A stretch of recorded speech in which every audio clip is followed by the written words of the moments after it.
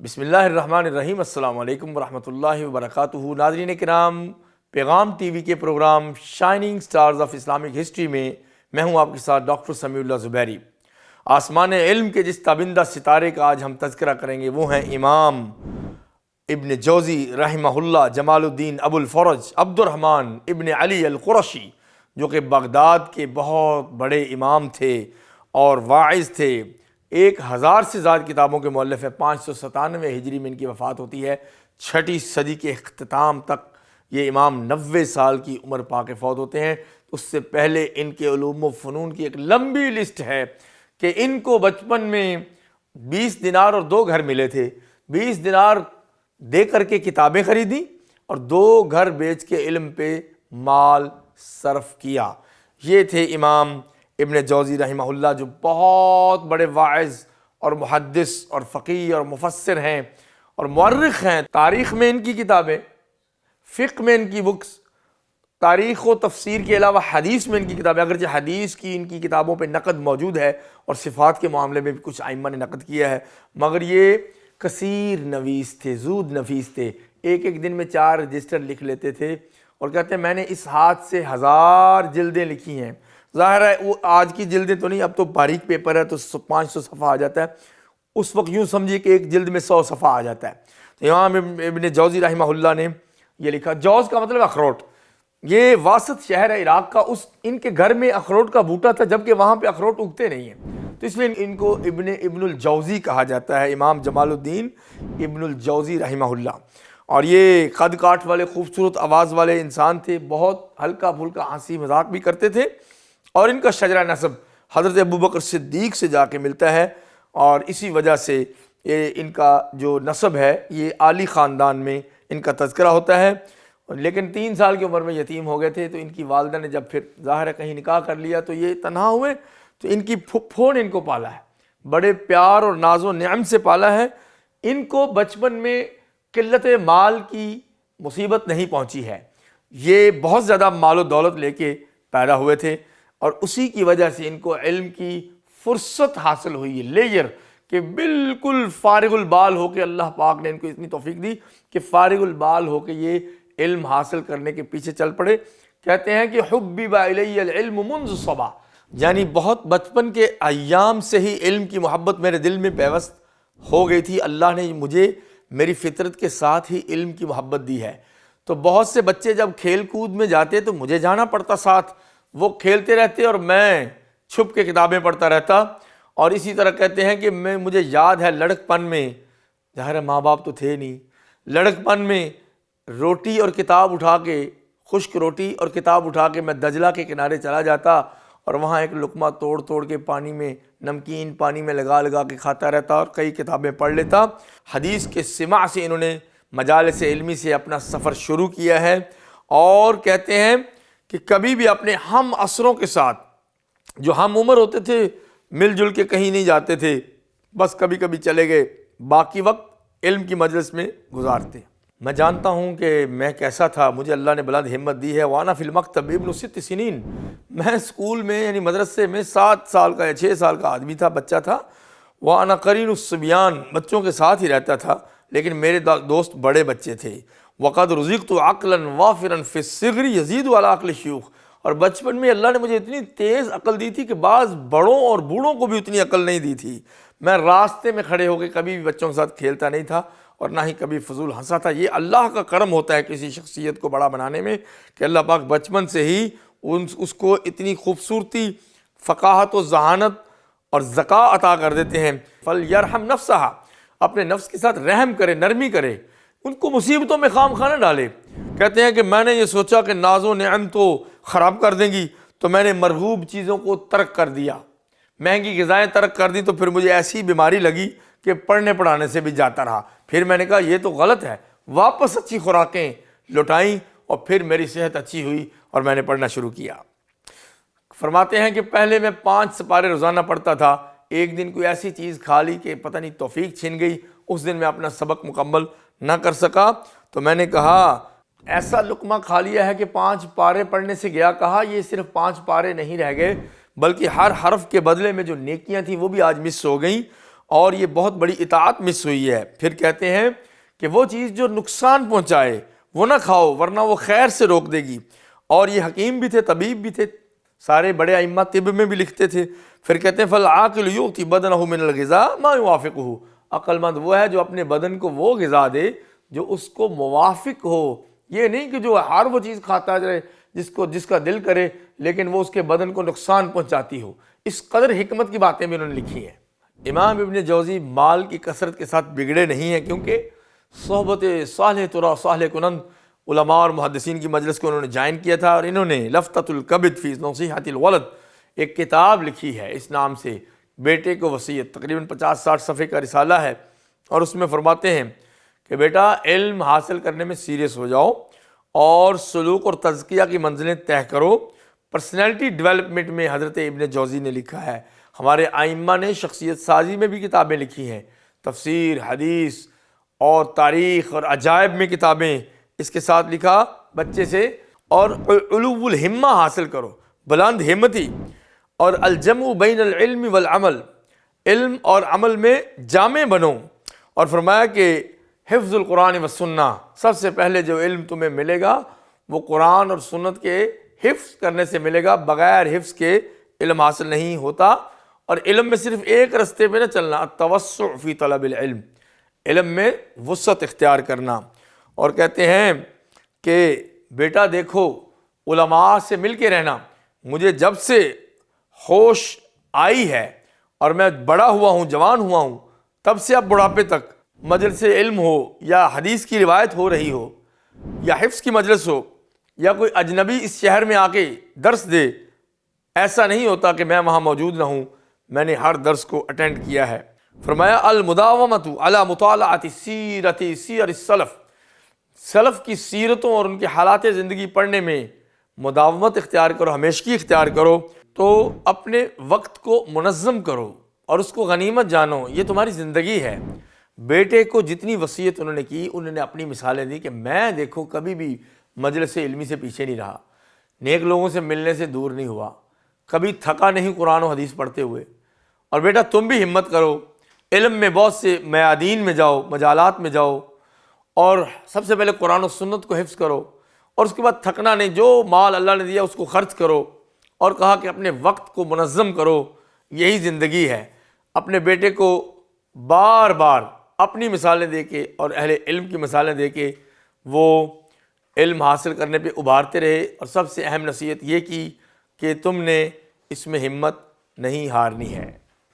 اچھا، ان کے وعظ اور درس کا یہ عالم تھا جو پوری انسانی تاریخ میں کسی کے ہاں نہیں ملتا، یعنی ان کے دور کے ائمہ نے بھی لکھا ہے کہ ان کے وعظ کی میں آپ کو بات بتاؤں کہ ہفتے والے دن ایک مجلس ہوتی اور ایک جمعرات کو خلیفہ کے محل کے پاس ہوتی، اور ہفتے میں ان کی اپنی ایک مجلس ہوتی۔ کسی نے کہا کہ تندور پہ جو ہے نان بائی غائب ہے، دکانوں پہ دکاندار غائب ہے، محلوں میں بچے غائب ہیں، گھروں کو کنڈیاں لگی ہوئی ہیں، لوگ کدھر گئے بغداد کے؟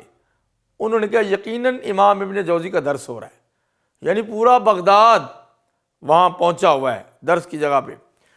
اور کہتے ہیں میں نے شیخ کو یہ کہتے ہوئے سنا کہ میرے اس ہاتھ پہ 1,00,000 گناہگار تائب ہوئے ہیں، توبہ کر گئے، اور 20,000 نصرانی اور یہودی مسلمان ہوئے ہیں میرے ہاتھ پہ۔ یہ امام ابن جوزی رحمہ اللہ ایک شہر کی بات ہے۔ اور کہا جاتا ہے کہ جب وہ وعظ کرتے تو آخرت کا جب تذکرہ کرتے اور موت کی سختیوں کا، دنیا کی بے ثباتی کا ذکر کرتے، کئی لوگ چیخیں مارتے اور بازو ان کی طرف پھیلاتے، اور آوازیں بلند ہو جاتی مسجد میں، اور کئی غش کھا کے گر پڑتے، کئی وہیں پہ مر جاتے. یعنی ایسا عجیب و غریب معاملہ حضرت امام ابن جوزی کے علاوہ کسی محدث و مفسر کی مجلس میں نہیں دیکھا گیا. اس قدر بڑے واعظ تھے، دنیا جمع نہیں کی بلکہ علم کی خاطر اپنی دنیا بھی خرچ کر دی. فصاحت و بلاغت کے امام تھے، بہت سی خوبصورت تشبیہات، استعارے، کنائے ان کو آتے تھے. انہوں نے علم ادب کے ساتھ پڑھا تھا. کسی بھی عالم اور خطیب اور داعی کو، واعظ کو ادب سے مس ہونا چاہیے، کیونکہ قرآن میں بھی ادبی چیزیں ہیں، اسلوب ہیں، بیان ہے، تشبیہات ہیں، استعارے ہیں، فصاحت و بلاغت کے اسالیب ہیں، نفی، استفہام، تقریر، یہ سب چیزیں قرآن میں ہیں. تو یہی علماء کو آنا چاہیے کہ مختلف انداز سے دعوت دی جائے. امام ابن جوزی اس میں بھی امام تھے. ان کی کتابیں پڑھیں تو وہ آپ کو ساتھ ساتھ اس طرح لے کے چلتی جیسے خطابت ہے. اگر آپ کو عربی آتی ہے تو جیسے المدہش یعنی اسٹونشنگ، ونڈرنگ، ایسی ایسی کتابیں. اور سب کتابوں میں تزکیہ نفس، سید الخاطر، حضرت شیخین ابو بکر صدیق اور حضرت عمر پہ کتاب، اور مناقب امام احمد، ایسی کتاب کہ آپ حیران ہو جائیں گے. حضرت امام احمد کے مذہب پہ تھے، حنبلی تھے، ان کے مناقب پہ سب سے عظیم کتاب اس دور تک انہی کی تھی. اور کوئی 500 صفحے کی کتاب ہے، کوئی 1000 صفحے کی. سیرت پہ الگ، تاریخ پہ الگ، فقہ اور تفسیر پہ الگ، اور حدیث کی شرح پہ الگ کتابیں. ہر چیز ان کو حفظ تھی، ہر چیز یاد تھی ماشاءاللہ سے. اتنے بڑے مقامات جو اللہ نے دیے تھے وہ تو ہم مانتے ہیں کہ انسان کے بس میں نہیں، لیکن اپنا صبر کر کے تحمل اور استقامت سے انہوں نے عادتیں بھی تو اچھی اپنائی تھی نا. انہی عادات کو ناظرین کرام آپ کی طرف اور جوانوں کی طرف جو ہم اس چینل سے شفٹ کرنا چاہتے ہیں، ائمہ کرام کی پیاری سیرت اور حالات زندگی بیان کر کے، یہ ہمارے پروگرام کا مقصد ہے. اور اسی طرح کہتے ہیں کہ ان کے اوپر ایک بہت سخت وقت بھی آیا، فلسفے کی محبت کے الزام میں جلا دی گئی. کیوں؟ حاسد لوگ. اور ساری کتابیں جب دوبارہ بندہ لکھے تو اس کا حشر ہو جاتا ہے. حضرت امام نے اس کو بھی آزمائش سمجھا اور دوبارہ لکھنا شروع کر دیا، دوبارہ اپنی افکار کو مرتب کیا، دوبارہ کتابیں لکھی. کہتے ہیں کہ ایک مجلس میں بیٹھے تھے، لکھتے لکھتے لکھتے استاد سے سن کے قلم ٹوٹ گیا. تو انہوں نے کہا کون مجھے 20 درہم کا قلم دیتا ہے، یعنی کئی ہزار کا. تو کئی قلم ان کی طرف نچھاور کر دیے لوگوں نے کہ مجھے 20 درہم ملے. اگر حالانکہ ایک درہم میں 5-6 قلم آتے تھے. تو انہوں نے پکڑ لیا اور اس بندے کو 20 درہم دیے. کسی نے کہا کہ آپ نے یہ فضول خرچی کا کوئی مظاہرہ کیا ہے، ایک قلم تو ایک درہم کا بھی آ جاتا ہے، بلکہ آدھے درہم کا آ جاتا ہے.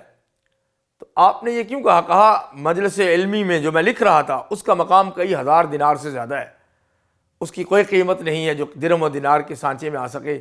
تو میں نے کہا لیٹ جاؤں گا، یہ قلم خریدنے جاؤں یا کسی سے مستعار لوں تو شیخ جو بیان کر رہے ہیں وہ گزر جائے گا.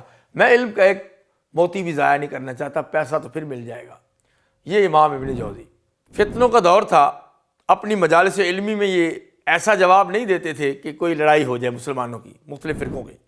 اسی طرح ان کے اقوال ہیں. اہل حکومت کو کیا کہتے ہیں؟ اذکر عند القدرت عدل اللہ فیک. جب تم غالب ہو کسی کو سزا دینے میں تو اللہ کی قدرت تمہارے اوپر کتنی غالب ہے ذہن میں رکھنا. وعند العقوبۃ قدرت اللہ علیک. اور اگر کسی کو سزا دینے کا وقت آ جائے تو دیکھنا کہ اللہ سبحانہ وتعالیٰ تم پہ کتنا غالب ہے. وَإِيَّاكَ أَن تُشْفِي غَيْظَكَ بِسُقْمِ دِينِكَ. ایسا نہ ہو کہ اللہ کے دین کو خراب کر کے تم اپنا غصہ نکال دو، ایسا نہ کرنا. کہتے ہیں کہ ایک دفعہ دعا کرنے لگے، کتنے ذہین تھے. الہی لا تعذب لسانا یخبر عنک. اے اللہ اس زبان کو عذاب نہ دینا جو تیری خبر دیتی ہے لوگوں کو، تیری تعریف. ولا عینا تنظر الی علوم تدل علیک. اور نہ اس آنکھ کو جہنم میں ڈالنا جو دیکھ دیکھ کر کتابوں میں تیری طرف لے کے جاتی ہے لوگوں کو. ولا قدما تمشی الی خدمتک. یا اللہ اس قدم کو بھی عذاب نہ دینا جو تیری خدمت میں چل کے جاتا ہے. ولا یدن تقطو حدیث رسولک. اور نہ ہی اس ہاتھ کو عذاب میں ڈالنا جو تیرے نبی کی حدیثیں لکھتا ہے. فبعزتک. اے اللہ تیری عزت کی قسم. لا تدخلنی النار. مجھے جہنم میں نہ ڈالنا. فقد علم اہلھا. حتیٰ کہ جہنمی بھی یہ جانتے ہیں انی کنت اذب عن دینک کہ دنیا میں تیرے دین کا دفاع کیا کرتا تھا۔ یہ اللہ پہ ان کا حسن ظن ہے۔ بدعتوں کے رد میں بھی ہر امام نے اپنا کردار ادا کیا ہے، کیونکہ کلمہ حق کہنا پڑتا ہے، چھپا تو سکتے نہیں، لیکن یہ بادشاہوں سے بڑھتے نہیں تھے، خروج نہیں کرتے تھے، مگر صبر ان کو کرنا پڑتا تھا کچھ متعصب وزیروں کی شکایتوں کی وجہ سے۔ تو کہتے ہیں ظہر اقوام یتکلمون بالبدع، بہت سے گروہ اٹھے 6 صدی میں عراق و بغداد میں، انہوں نے بدعتیں شروع کر دیں، وَيَتَعَصَّبُونَ فِي الْمَذَاهِبِ، اور اپنے اپنے مذہب کا تعصب۔ فَأَعَانَنِ اللَّهُ سبحانہ وتعالی علیہم، تو اللہ پاک نے مجھے ان کے اوپر مدد دی، اور فرماتے ہیں وَكَانَتْ كَلِمَتُنَا هِيَ الْعُلْيَا، ہمارا کلمہ بلند ہوتا تھا، تقوی، علم، اللہ کی مدد۔ اور پھر کہتے ہیں کہ ایک دفعہ خلیفہ نے ایک اور وزیر سے کہا کہ امام ابن جوزی کے بارے میں، تو اس نے اچھا وزیر تھا، اچھے لوگ بھی تو گزرے، کہا کہ ان کا ہاتھ مضبوط کرو تو معاشرے میں بہت اصلاح ہو سکتی ہے۔ انہوں نے لکھ کے دے دیا کہ اس کو آفیشیل آرڈرز اور پاورز حاصل ہیں شیخ علامہ حافظ ابن جوزی رحمہ اللہ کو۔ وہ گئے ممبر پہ، انہوں نے اس پاور کو یوز کیا اور کہا کہ جو صحابہ کو برا کہنے کی روش چل پڑی ہے رفض کی طرف سے، تو یاد رکھ لو میرے پاس بادشاہ کے سائن موجود ہیں، میں اگر دیکھ لیا کہ کوئی صحابہ کرام پہ طعن کرتا ہے تو میں اس کو گاڑ کے رکھ دوں گا، نصب کر دوں گا، اور اس کو بہت لمبی عمر قید دے دوں گا۔ اور کہا کہ اگر قصہ گو، جو کہ اس دور میں بہت تھے جھوٹی روایتیں پڑھنے والے، قصہ گو خطیب ایسی حرکت کرے گا تو بڑے برے سلوک کا سامنا کرنا پڑے گا۔ تو کہتے ہیں فن کف الناس، جب انہوں نے کہا کہ میں تمہیں نشان عبرت بنا دوں گا، تم کون ہوتے ہو نبی علیہ السلام کی محبت کرنے والے صحابہ کے ساتھ زبانیں تان دراز کرنے والے ان کے خلاف، تو لوگ رک گئے۔ یہ اچھے اختیارات کا آسن طریقے سے استعمال تھا، لیکن اللہ کو جو منظور ہو، 80 برس کی عمر ہوئی، بڑھاپے میں مصیبت آ گئی۔ محنت الامام ابن جوزی، جیسے محنت الامام احمد، امام احمد کی آزمائش، محنت الامام البخاری، سب محدثین کو مصیبتوں میں ڈالا گیا حسد کی وجہ سے۔ تو ایک تھا ابن قصاب، تو یہ ناس بھی ہے، ایسا الزام لگا دیا۔ انہوں نے حضرت کا دروازہ توڑا، وہ آدھے کپڑوں میں بیٹھے تھے، لمبی قمیض بھی نہیں پہنی تھی، وہیں سے گھسیٹ کے باہر لے آئے۔ باریش بزرگ، 1000 کتابوں کے مؤلف، مفسر، محدث، مؤرخ، صاحب السیر، حافظ، لغوی، بلاغی، فصیح انسان اور واعظ اعظم، سب سے بڑے واعظ اپنے زمانے کے، ان کو گھسیٹ کے لے آئے، بغداد سے لے کر واسط شہر میں جلا وطن کر دیا، کشتی پہ بٹھا کے لے گئے، کمرے میں بند کر دیا۔ 4 سے 5 سال تک اپنے کپڑے خود دھوتے رہے، خود سکھا کے اٹھاتے رہے، کھانا خود بناتے رہے، لیکن زبان سے کلمہ شکر نکلا ہے، کلمہ کفر نہیں نکلا کہ اللہ تیرے دین کی اتنی خدمت کی اور آج میں بڑھاپے میں رول رہا ہوں۔ کہا کوئی بات نہیں، امام احمد پہ تو اس سے زیادہ تکلیفیں آئی تھیں۔ اس کے بعد اسی 4 سالہ عرصے کو پازیٹیو لیا کہ یار درس و تدریس بند کر دی گئی، واعظ اور حدیث بند کر دی گئی، خطبے سے روک دیا گیا، مسجد سے روک دیا گیا، تو کیوں نہ میں علم حاصل کر لوں۔ یہ ہے امام صاحب ہمت۔ آج کے ہمارے نوجوان سے فجر میں نہیں اٹھا جاتا، ماں باپ 2 دفعہ کام کہتے ہیں تو غصہ آتا ہے۔ تو یہ 80 سے 84 برس کی عمر میں قراءت عشرہ سیکھنا شروع کر دی، حتیٰ کہ ابن الباقلانی سے 10 قراءات ساری حفظ کر لیں، 10 قراءات 10 طریقوں سے، اور قراءات اور بہت کچھ۔ پھر 85 برس کے ہو گئے تو جو خلیفہ الناصر العباسی تھا، ان کی والدہ نے کہا کہ اس شیخ پہ رحم کھاؤ بیٹے، کیا کر رہے ہو؟ تو بادشاہ جتنے بڑے ہوں اپنی ماؤں کی بات مانتے ہیں۔ وہ حضرت کو انہوں نے آزاد کیا، بغداد واپس لائے، کہا تشریف لائیے، مسند ارشاد و تدریس پہ بیٹھ جائیے، اور پہلی مجلس علم میں خود خلیفہ وقت سامنے بیٹھ کے شریک ہوا، تاکہ جتنی ان کی اہانت ہوئی ہے وہ عزت میں بدل جائے۔ حضرت امام ابن جوزی کی شہرہ آفاق کتاب تلبیس ابلیس، یعنی ابلیس نے دھوکے دیے، المنتظم فی تاریخ الملوک، اس میں انہوں نے اس وقت کے فتنوں کا رد کیا۔ ابن الراوندی ملحد گزرا تھا، مفصل رد کیا اس کا کہ کس قدر وہ اللہ کی صفات کا منکر اور بے ادب تھا، تو اس سے وہ غافل نہیں رہے۔ اخبار الحمقى والمغفلین، 240 کے قریب وہ صحیح قصے جو ان کے دور میں پیش آئے اور پہلوں میں سند کے ساتھ، یعنی غافلوں اور احمقوں کے قصے. یہ بڑی دلچسپ کتاب ہے اور اس کا اردو ترجمہ بھی موجود ہے. تنبیہ النائم، سوئے ہوئے کو جگانا. فنون الافنان یہ کتاب ہے. کتاب الاذکیاء اور التبصرہ فی الوعظ، نواسخ القرآن، علوم القرآن پہ اتنی بڑی کتاب. ضم الہوا، خواہش نفس کی مذمت، اور زاد المسیر فی علم التفسیر، اور اس طرح رسالے اور کتابیں ملا کے تقریباً 1000 کے قریب بنتے ہیں. بغداد کے شہر میں 597 ہجری میں 90 سال سے کچھ عمر میں حضرت امام ابن جوزی نے وفات پائی اور اپنے پیچھے اتنا بڑا علمی ذخیرہ چھوڑ کے گئے جس سے امام ابن قیم اور ابن تیمیہ نے بھی استفادہ کیا، کیونکہ خود انہوں نے اپنے سے پہلے امام ابن حزم اور امام غزالی کی علمی تراث سے استفادہ کیا تھا. اللہ امام ابن جوزی رحمہ اللہ کے درجات بلند فرمائے اور ان کے علمی آثار سے ہمیں استفادہ کرنے کی توفیق عطا فرمائے. ناظرین، اپنے ہوسٹ ڈاکٹر سمیع اللہ زبیری کو اجازت دیجیے. اللہ حافظ.